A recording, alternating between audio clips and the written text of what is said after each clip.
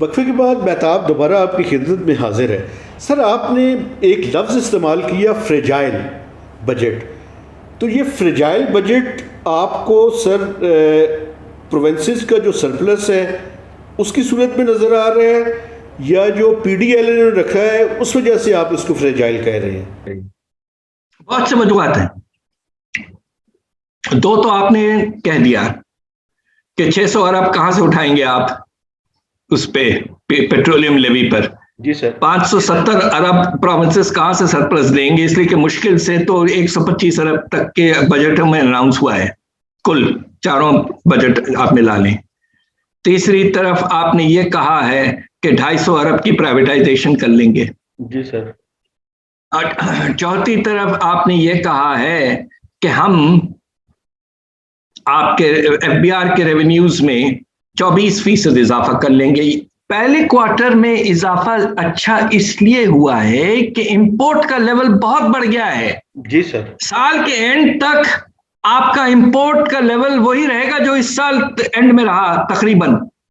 तो होगा ये कि आपका FBR की रेवेन्यू की ग्रोथ रेट क्वार्टर वाइज गिरती जाएगी। तो ये ओवर कॉन्फिडेंस की कोई जरूरत नहीं है। एक और बड़ी वजह है एक्सपेंडिचर साइड पर कि आपने डेट सर्विसिंग में सिर्फ 6-7% का इजाफा रखा है, जो कि कभी ऐसा इतना कम नहीं होता है। 10-11% तो होता है। और सबसे अहम बात यह है कि रीजनल सिचुएशन और सिक्योरिटी की पोजीशन, टेररिस्ट अटैक्स, आज भी आप देखें पकड़े गए लोग। इस माहौल में हमारी हुकूमत ने मिलिट्री बजट में 7% इजाफा। बाबा, आपको पैसे ज्यादा देने पड़ेंगे सिक्योरिटी के लिए। तो होगा ये कि ये जो डेवलपमेंट के अखराजात 66% बढ़ा 100 अरब से 2135 अरब पे ले जाने की गैर मुमकिन है। You will have to divert this for high priority security and also to ensure debt servicing. साथ साथ आपने तनख्वाहें बढ़ा दी हैं, उसकी पूरी प्रोविजनिंग आपने नहीं की। तो मेरी नाचीज राय यह है कि इस साल का बजट अगर 6.3% कह रहे हैं GDP का, खतरा यह है कि साल एंड होने तक ये 8 से 8.5% तक जा सकता है डेफिसिट। और अगर डेफिसिट ये हो गया तो 3,300 अरब के बजाय आपको 4,500 अरब के लगभग बोरोइंग करनी पड़ेगी, डोमेस्टिक बोरोइंग। तो जो आपका पॉइंट है कि बैंकों के पास कहां से गुंजाइश होगी कि ये गरीब लोगों को पैसे दें या SMEs को पैसा दें, वो सारा पैसा डाइवर्ट होगा टुवर्ड्स दी गवर्नमेंट बोरोइंग। ये बिल्कुल वैलिड ऑब्जर्वेशन है आपका मेहताब। सही है सर। तो ये खतरे मौजूद हैं। सर, ये बताएं कि आप इस साल जो लास्ट ईयर ख़त्म हुआ है उसका बजट डेफिसिट कहाँ पे देख रहे हैं? क्योंकि अभी तक जो लास्ट फाइनेंशियल ईयर 30 जून को ख़त्म हुआ है उसका भी अभी तक बजट डेफिसिट का कोई फिगर अभी तक नहीं दिया, अभी चंद दिनों में आने वाला है। आपकी क्या असेसमेंट है सर? 7.5% के लगभग, इतना बेहतर कंपैरेटिवली ठीक होना चाहिए था। 7 के करीब होगा, 7.5 के करीब। आगे इस साल खतरा बहुत है, बहुत ज्यादा है।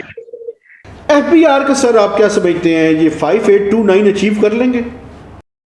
देखें, पहले क्वार्टर में तो अचीव, इसलिए ग्रोथ रेट ज्यादा नजर आई कि मैं जिस तरह कह रहा था कि इंपोर्ट का बेस आसमान तक चढ़ गया है, 40-50% बढ़ गया है, तो रेवेन्यूज में तो ऑटोमेटिकली इजाफा होगा। और आप देख रहे हैं कि तकरीबन अब आपके एक जमाना था कि इंपोर्ट बेस्ड रेवेन्यूज 45% होते थे और डोमेस्टिक बेस्ड रेवेन्यूज 55% होते थे। आज बिल्कुल ऑपोजिट हो गया है। जी sir. Import based revenues are now 55% and domestic revenues में ग्रोथ नहीं है ज्यादा, वो 45% पे गिर गए। इनकम टैक्स में कमी आ गई है ग्रोथ में, और इनडायरेक्ट टैक्सेस का शेयर नुमाया तौर पर बढ़ गया है पिछले 2 साल। बिल्कुल ठीक है सर। सवाल ये पैदा होता है कि पहले क्वार्टर में चूंकि लास्ट ईयर इंपोर्ट्स बहुत ही डिप्रेस थे ड्यू टू कोविड, तो आपने इंपोर्ट में इजाफा हुआ, आपके रेवेन्यूज में इजाफा हुआ, बट साल के सेकंड हाफ में पिछले साल के इंपोर्ट्स में इजाफा होना शुरू हो चुका था। और एक वक्त ऐसा आया जून में के रिकॉर्ड लेवल ऑफ इंपोर्ट $6.3 अरब। तो उस पर ग्रोथ कहां से होगी? खुदा ना करे कि ग्रोथ हो। ऐसा ना हो कि करंट अकाउंट बढ़ जाए और इंपोर्ट्स आसमान तक पहुंच जाए और हम खुश बैठे रहें कि रेवेन्यूज में इजाफा हो रहा है। भाई, the real test is current account, current account, current account. उसको कंट्रोल करो। अल्लाह के फजल से रेवेन्यूज इंपॉर्टेंट हैं, but they are not as important as dollars. We need dollars. चूंकि डॉलर छापे नहीं जा सकते सर। अच्छा सर, एक सवाल जो बड़ा इंपॉर्टेंट है, अगर पाकिस्तान की मईशत को सर हम देखें तो इस टाइम आप देखें कि यानी इन्होंने सर प्राइस बॉन्ड्स पे वो रिफॉर्म्स की, तो उसमें से जो पैसे आए वो भी और बाकी भी वो सारे के सारे रियल स्टेट के अंदर इन्वेस्ट हो रहे हैं सर। और जो रियल सेक्टर्स है, मतलब मैन्युफैक्चरिंग है, उसके ऊपर इन्वेस्टमेंट नहीं हो रही। इस पॉलिसी को आप किस नज़र से देखते हैं सर? पिछले साल प्राइवेट इन्वेस्टमेंट की फिगर्स देखें तो आप फिर से बिल्कुल ठीक कह रहे हैं। मैन्युफैक्चरिंग सेक्टर में रियल टर्म्स में investment flat, no growth, despite turf के बावजूद ओवरऑल इन्वेस्टमेंट। और हमारा पाकिस्तान ब्यूरो ऑफ स्टैटिस्टिक्स माशाल्लाह ऐसे ऐसे अदाद शुमार छाप देता है, वो कह रहे हैं कि कंस्ट्रक्शन मशीनरी में 50% इंपोर्ट कम हुई है। सही है सर। एक तरफ आप कह रहे हैं कंस्ट्रक्शन बूम बूम बूम, और आप शराफत से हमारे पाकिस्तान ब्यूरो ऑफ स्टैटिस्टिक्स कह रहा है कि जी इंपोर्ट कम हो गई 50% के लगभग। यानी कि लोग हाथ से काम कर रहे हैं, बिल्डिंगें हाथ से बन रही हैं, मशीनरी से नहीं बन रही। सही है सर। तो अब सवाल ये पैदा होता है कि आपका जो इन्वेस्टमेंट का लेवल है वो अब आपको इसको सस्टेन करना है, उसको बढ़ाना है। और टर्फ तो अब खत्म हो जाएगा, इसलिए कि अगर IMF प्रोग्राम में रहना है तो जून के बाद तो तकरीबन। मुझे जो सबसे ज्यादा परेशानी थी एक बात की, जी सर, कि पिछले साल प्राइम मिनिस्टर साहब ने बड़ा मुनासिब डिसीजन लिया कि कंस्ट्रक्शन सेक्टर, चूंकि दिहाड़ी में लोग काम करते हैं कंस्ट्रक्शन में, तो उन्हें मौका मिलेगा, उनकी उजरत तनख्वाहें जो है वो कायम रहेंगी, वो मुनासिब था। एक चीज जो with all due respect fiscal incentives बेशुमार दिए ये कि एमनेस्टी ऑन इन्वेस्टमेंट, ये सरासर गलत चीज थी। और उसकी वजह से असल में या फेक में बहुत पैसा लग रहा है आपके रियल एस्टेट में, और रियल एस्टेट की जमीन की वैल्यूज जो है वो काफी बढ़ गई हैं। जी सर। एक्चुअल कंस्ट्रक्शन एक्टिविटी में इतना इजाफा नहीं हुआ है जितना होना चाहिए था। जी सर। अब आप ये सोचिए कि आपका टोटल लेंडिंग जो है हाउसिंग फाइनेंस की वो 300 अरब भी नहीं है, यानी कि ये क्या 1% भी नहीं है GDP का। तो इसलिए वक्त आ गया है, और मैं समझता हूं कि जून के बाद डिसीजन हुकूमत ने ले लिया था, मुनासिब डिसीजन, कि एमनेस्टी खत्म, नो मोर। हमें एमनेस्टी कभी उसूलन नहीं देना चाहिए। बिल्कुल ठीक है सर। सर आखिर में पाकिस्तान की इकॉनमी की सिचुएशन में इस टाइम मेजर चैलेंजेस सर क्या क्या है? एक तो करंट अकाउंट डेफिसिट का आपने दिया, लेकिन ज़रा एम्फेसाइज करने के लिए मेजर 2-3 चैलेंजेस क्या हैं सर?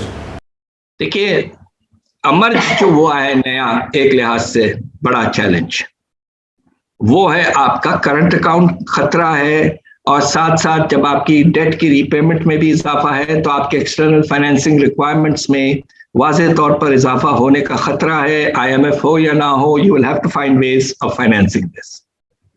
एक तो ये बहुत बड़ा मसला है, डॉलर का मसला सबसे बड़ा मसला रहता है। जी सर। दूसरी तरफ जो मसला है अफरात ज़र, हुकूमत कह रही है कि बड़ी खुशखबरी सुनाई कि जुलाई के महीने में 8.4% है। और मैं, अगर आप प्रोग्राम आप खत्म कर रहे हैं, कभी और आपसे बातचीत हो जाए ये मैन्युपुलेटेड है, सरासर गलत है। ट्यूसडे मेरा आर्टिकल देख लीजिए बिजनेस रिकॉर्डर में, मैंने बिल्कुल वाज़े तौर पर बता दिया है कि किस तरह पीबीएस ने हरकतें की हैं। देखिए भाई, मुल्क में अभी भी कुछ बुजुर्ग जिंदा हैं जिन्होंने सारी जिंदगी रिसर्च किया अपने मुल्क पर और तकरीबन 100 पीएचडीज को गाइड किया है। आप ये तो ना समझिए कि हर एक शख्स जो है वो हजम कर लेगा आपकी गलत फिक्र से। जी सर। तकरीबन 12 से 12.5% है इस वक्त। ये बहुत बड़ा मसला है। आपको हैरत होगी, वो तो ये कह रहे हैं कि खाने पीने की चीजों की रफ्तार जो है इन्फ्लेशन की वो कम है बनिस्बत दूसरी चीजों की। हालांकि वो तो बड़ी है। ये कह रहे हैं ये लोग। तो नतीजा ये है कि first dollar issue, financing your relationship with the rest of the world, balance of payments. दूसरा आपका इन्फ्लेशन का प्रॉब्लम, और साथ साथ बेरोजगारी और गुर्बत का प्रॉब्लम है। अभी तक जो आपके कोविड के बाद जो नुकसान हुआ था वो कुछ हद तक आपने रिकवर किया है, मगर अभी भी बहुत ज्यादा लोग ऐसे हैं जो गरीब हो चुके हैं या बेरोजगार हैं। उसको हल करना टॉप प्रायोरिटी हुकूमत की होनी चाहिए।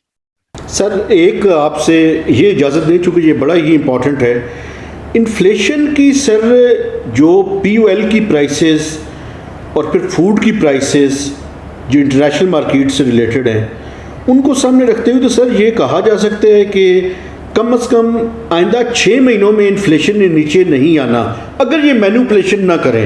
ये मैनिपुलेशन वाला जो है ये बड़ा ही इंपॉर्टेंट जो है वो सर पॉइंट है, तो ये तो कम नहीं हो सकती। तो आपकी क्या प्रोजेक्शन है इसके बारे में सर?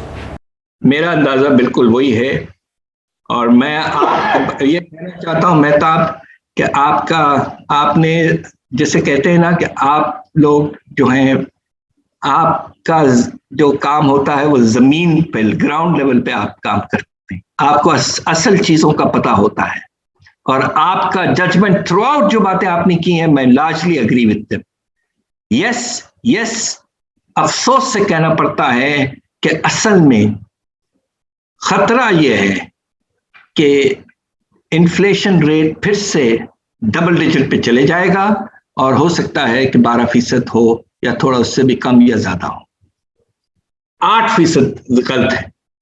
बिल्कुल ठीक है sir.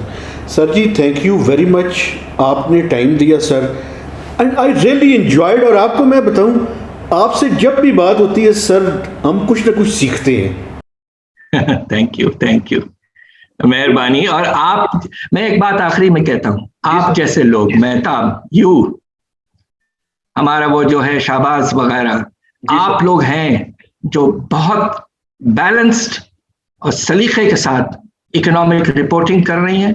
I am proud of what you are doing and we are always there to back you up whenever you require. Well done and keep it up.